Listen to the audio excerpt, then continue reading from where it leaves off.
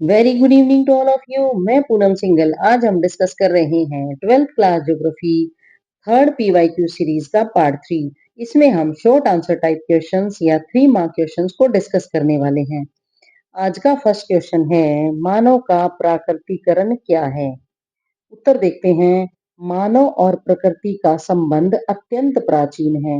मानव सभ्यता के शुरुआती काल में मनुष्य प्रकृति पर पूरी तरह से निर्भर था। यानी आदि मानव के समय मानव जो था वो प्रकृति पर पूरी तरीके से निर्भर था। इसी अवस्था को मानव का प्राकृतिकरण कहा जाता है, जो इस प्रकार है। फर्स्ट पॉइंट देखते हैं। मानव का प्राकृतिकरण वह स्थिति है जिसमें मनुष्य की गतिविधियां और जीवन शैली प्राकृतिक परिस्थितियों द्वारा नियंत्रित होती हैं। यानी मनुष्य जो भी गतिविधियां करता है और उसकी जिस प्रकार की भी जीवन शैली है वो पूरी तरीके से प्राकृतिक परिस्थितियों द्वारा नियंत्रित होती हैं। यानी वो स्वयं नियंत्रित नहीं करता है, उसकी सारी गतिविधियां या जीवन शैली प्राकृतिक परिस्थितियों द्वारा ही नियंत्रित होती हैं। नेक्स्ट पॉइंट देखते हैं। जलवायु, स्थल रूप, मृदा, वनस्पति और जल उपलब्धता मनुष्य के निवास, भोजन, वस्त्र और कार्यों को निर्धारित करते हैं। इसका मतलब है कि जब आदि मानव के समय जो मनुष्य था वो उसका निवास पूरी तरीके से जलवायु, स्थल रूप, मृदा या वनस्पति पर निर्भर करता था। उसका भोजन भी वनस्पति आधारित होता था, उसके वस्त्र भी क्योंकि वो पेड़ों के पत्ते, छाल इत्यादि का ही प्रयोग किया करते थे और उनका कार्य भी उसी पर निर्धारित होता था। नेक्स्ट पॉइंट है, इसी अवस्था में मनुष्य तकनीकी रूप से कमजोर और संसाधनों की दृष्टि से सीमित होता है। यानी ऐसी अवस्था में जो मनुष्य होगा वो तकनीकी रूप से बिल्कुल कमजोर होगा क्योंकि उसके पास एडवांस टेक्नोलॉजी नहीं होती है और संसाधनों की दृष्टि से भी वो बहुत ही सीमित होता है। उसके पास अधिक संसाधन नहीं होते हैं। नेक्स्ट पॉइंट है, प्रकृतिवाद के अनुसार मनुष्य प्रकृति का दास माना जाता है, यानी स्लेव ऑफ द नेचर। यानी मनुष्य पूरी तरीके से प्रकृति का दास है। प्रकृति ही सर्वोत्तम होती है, सर्वे सर्वा होती है और पूरी तरीके से मनुष्य को अपने कंट्रोल में करके रखती है। यही प्रकृतिवाद है। अब ये निष्कर्ष देखते हैं। मानव का प्राकृतिकरण मानव की प्रकृति पर पूर्ण निर्भरता है। देखिए इसमें बताया गया है कि मानव जो है प्रकृति पर पूरी तरीके से निर्भर होता है और प्राकृतिक शक्तियों के नियंत्रण को ही दर्शाता है। यानी पूरी तरीके से प्राकृतिक शक्तियां ही उसको नियंत्रित करती हैं और इस प्रकार की परिस्थितियां जो जनजातीय इलाके हैं वहीं पर पाई जाती हैं। या फिर प्राचीन समय में जो आदि मानव होता था उस पर ये निर्भर होती थी। आज के समय में सिर्फ जो जनजातीय इलाके हैं जैसे पिग्मी हैं या फिर एस्किमो जनजाति है, उन्हीं पर ये सब लागू होता है। इसी को मानव का प्राकृतिकरण कहा जाता है। अब हम चलते हैं नेक्स्ट क्वेश्चन पर। मानव विकास में समता और सतत पोषणीयता से क्या समझते हैं? देखिए, मानव विकास का उद्देश्य केवल आर्थिक वृद्धि नहीं, बल्कि मानव जीवन की गुणवत्ता में सुधार लाना है। इसमें समता और सतत पोषणीयता दो महत्वपूर्ण स्तंभ हैं। अब हम देखते हैं समता। समाज के हर वर्ग को विकास के अवसर समान रूप से मिलना समता कहलाती है। यानी समाज का प्रत्येक वर्ग जो भी हो उसे पूरी तरीके से समान अवसर प्राप्त होने चाहिए विकास के लिए। नेक्स्ट पॉइंट देखते हैं। जाति, वर्ग, लिंग या क्षेत्र के आधार पर भेदभाव नहीं होना चाहिए। इसी को समता कहते हैं। नेक्स्ट पॉइंट है, शिक्षा, स्वास्थ्य, रोजगार और संसाधनों की पहुंच सभी के लिए समान होनी चाहिए। यही समता कहलाती है। नेक्स्ट पॉइंट है, सतत पोषणीयता। ऐसा विकास जो वर्तमान जरूरतें पूरी करने के साथ साथ भविष्य की पीढ़ियों के लिए भी संसाधनों को सुरक्षित रख सके, उसी को हम सतत पोषणीय विकास कहते हैं। प्राकृतिक संसाधनों का वैज्ञानिक, सीमित और संरक्षण आधारित उपयोग आवश्यक है। ये इसलिए कि ताकि वैज्ञानिक तरीके से हम उसका किसी भी संसाधनों का प्रयोग कर सकें और सीमित प्रयोग कर सकें, क्योंकि जैसे हमारे पास जैव संसाधन है, कोयला है, पेट्रोलियम है, वो बहुत ही सीमित मात्रा में है।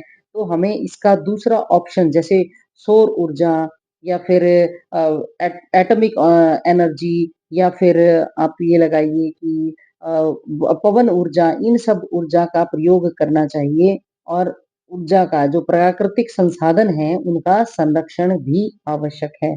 इसी को सतत पोषणीय विकास कहा जाता है।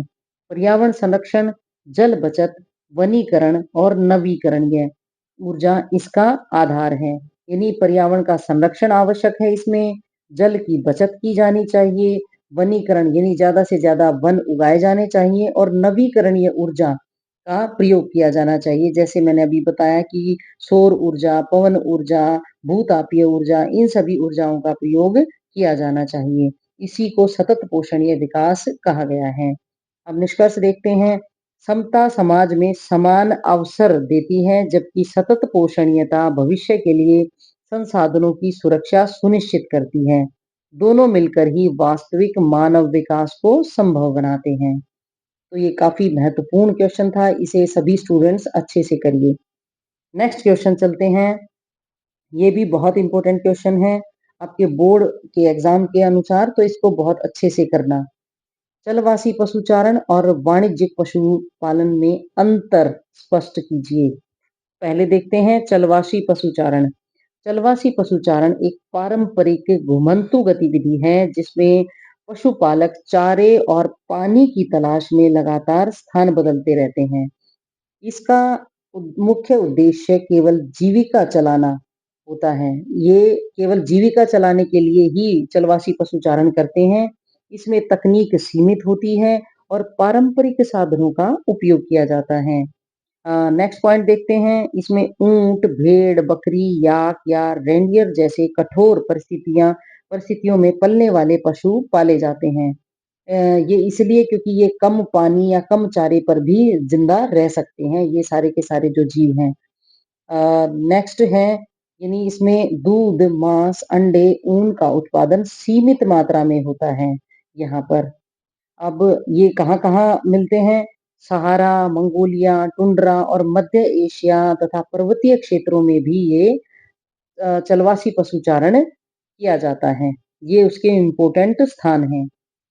नेक्स्ट पॉइंट देखते हैं। चलवासी पशुचारण एक अस्थिर, परंपरागत और प्रकृति पर निर्भर पशुपालन प्रणाली है। अब हम देखते हैं वाणिज्यिक पशुपालन। वाणिज्यिक पशुपालन एक आधुनिक, संगठित और लाभ आधारित पशुपालन प्रणाली है जिसमें पशुओं को स्थिर फार्मों में रखा जाता है, यहीं पर पाला जाता है।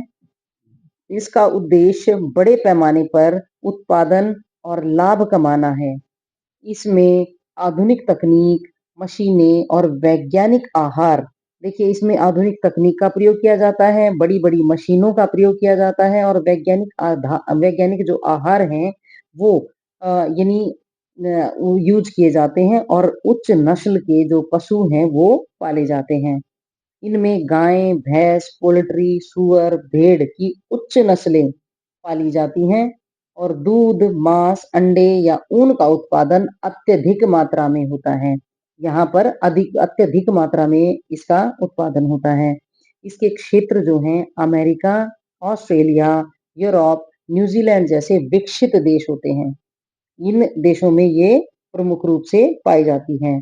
वाणिज्यिक पशुपालन एक वैज्ञानिक है, संगठित है और उच्च उत्पादन देने वाली प्रणाली है। इसका मुख्य उद्देश्य जो होता है वो बाजार हेतु उत्पादन करना होता है। अब हम चलते हैं नेक्स्ट क्वेश्चन पर। नेक्स्ट क्वेश्चन है, भारत में जल संसाधनों में कमी उत्तरदायी कारकों की विवेचना कीजिए। इसका उत्तर देखते हैं। भारत एक मानसून आधारित देश है जहां जल का वितरण असमान है। हाल के वर्षों में जल संसाधनों में तेजी से गिरावट आई देखी जा रही है। ये देखते हैं। अनियंत्रित भूजल दोहन से भूमिगत जो जल है वो जल स्तर तेजी से गिर रहा है। रीजन क्या है? भूमिगत जल स्तर यानी अत्यधिक अनियंत्रित भूजल दोहन, यानी बहुत ज्यादा अंडरग्राउंड जब वाटर निकाला जा रहा है उससे तेजी से जो जल स्तर है अंडरग्राउंड, यानी भूमि का जो जल स्तर है वो नीचे जा रहा है। अंडरग्राउंड वाटर जो है वो काफी नीचे चला गया है। नेक्स्ट पॉइंट है, जनसंख्या वृद्धि से घरेलू, कृषि और औद्योगिक जल मांग बहुत बढ़ गई है। जनसंख्या वृद्धि के कारण ये सब बढ़ गई है जल की मांग। नेक्स्ट पॉइंट है उद्योगों और शहरों द्वारा नदियों का बढ़ता प्रदूषण जल गुणवत्ता को खराब कर रहा है। बिल्कुल, ये जो बढ़ता प्रदूषण है, ये सब जल गुणवत्ता को बहुत ज़्यादा खराब कर रहा है, जिसकी वजह से जल की कमी हो रही है। नेक्स्ट पॉइंट है जलवायु परिवर्तन के कारण तापमान के बढ़ने से और सूखे की घटनाओं से जल संकट को काफ़ी गंभीर बना दिया है। अब निष्कर्ष रूप में चलते हैं, जल संसाधनों की कमी के लिए मुख्य रूप से भूजल दोहन, प्रदूषण, शहरीकरण और कमजोर जल प्रबंधन ये सभी जिम्मेदार हैं। जल संरक्षण ही इसका एक स्थायी समाधान है। तो इस प्रकार आज के लिए इतना ही। Thanks for watching. Have a nice day.